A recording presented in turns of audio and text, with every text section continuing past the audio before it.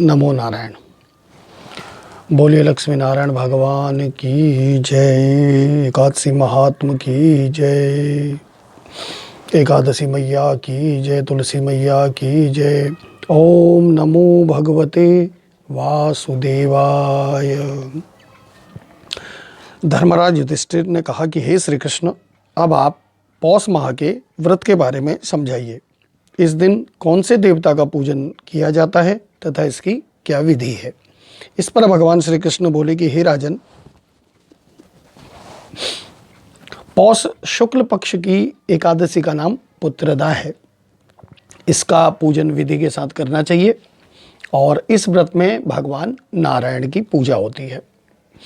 एकादशी का मूल मंत्र ओम नमो भगवते वासुदेवाय, भगवान का 12 अक्षरीय मंत्र, या ओम नमो नारायणाय।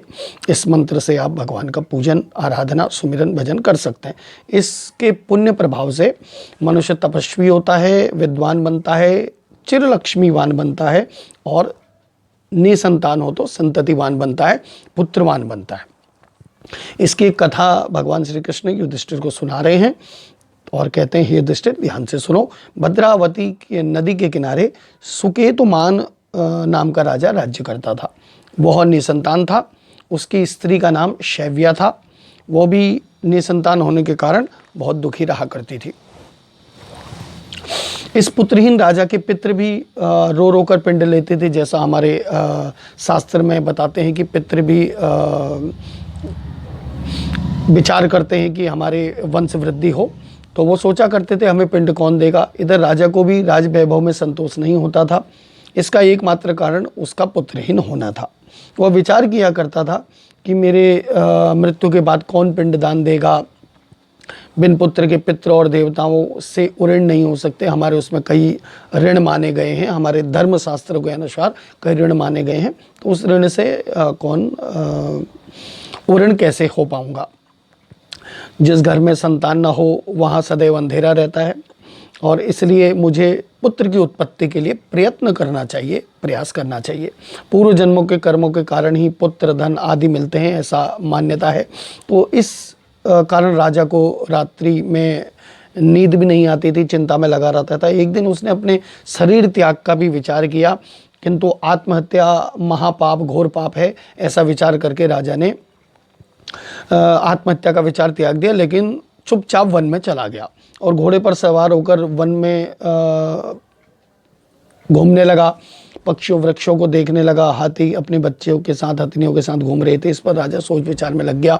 इस पर उसे बड़ी प्यास लगी थोड़ी देर में और वो पानी की तलाश में आगे बढ़ा। तो एक सरोवर उसको मिला और उस सरोवर के चारों तरफ मुनियों के आश्रम बने हुए थे। राजा के दाहिने अंग फड़कने लगे। माना जाता है कि स्त्री का बाम अंग और पुरुष का दाहिना अंग फड़के तो शुभ लक्षण माना जाता है, ऐसी भी मान्यता है। तो राजा के मन में प्रसन्नता हुई और सरोवर के किनारे उसने अपने घोड़े को बांध दिया और उतर कर दंडवत करके मुनियों को उनके सामने बैठ गया। इस पर राजा को देखकर मुनीश्वर बोले कि हे राजन, हम तुम्हें से बड़े प्रसन्न हैं, बताओ कैसे आगमन हुआ। राजा ने कहा, मुनीश्वर आप कौन हैं, आप यहाँ क्या कर रहे हैं, पहले ये बताइए। मुनि बोले, हे राजन, आज पुत्र की इच्छा करने वाले और संतान देने वाली पुत्रदा एकादशी है, पौष मास शुक्ल पक्ष की। तो हम सब लोग विश्वदेव हैं, इस सरोवर पर स्नान करने आए हैं। इस पर राजा बोला, हे मुनीश्वर, मेरी भी कोई संतान नहीं है, पुत्र नहीं है, तो यदि आप प्रसन्न हो तो मुझे एक पुत्र का वरदान दीजिए। मुनि बोले कि हे राजन, आज पुत्रदा एकादशी है, आप इसका व्रत अवश्य करें, भगवान की कृपा से आपके अवश्य ही पुत्र होगा।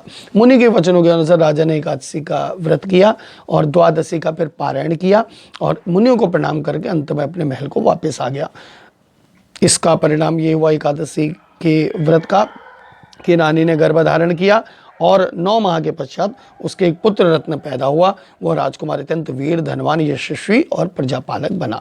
भगवान श्री कृष्ण कहते हैं कि हे राजन, पुत्र प्राप्ति के लिए पुत्रदा एकादशी का व्रत अवश्य करना चाहिए।